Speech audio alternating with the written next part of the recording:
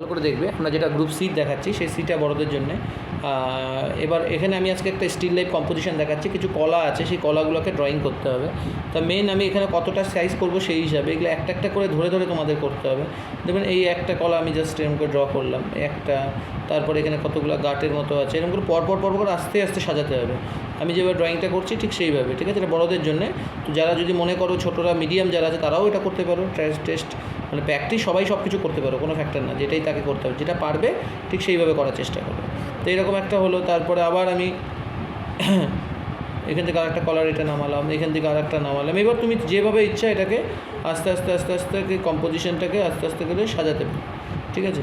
এখান থেকে আরেকটা, ঠিক আছে?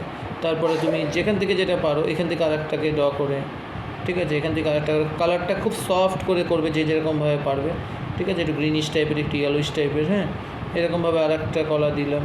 তারপরে এরকম করে করে করে করে এইখানে আরেকটা দিলাম। তো এইভাবে আস্তে আস্তে আস্তে আস্তে স্টাইলস করে করে পরপর নামতে থাকবে তোমাদের এটা, ঠিক আছে? নামে করে এটাকে আস্তে আস্তে করে যেরকম করে করে সাজাতে হবে, পরপর করে সাজাবে, সাজিয়ে এটাকে কালার করে আমার কাছে পাঠাবে, ঠিক আছে? ভালো করে কিন্তু করবে।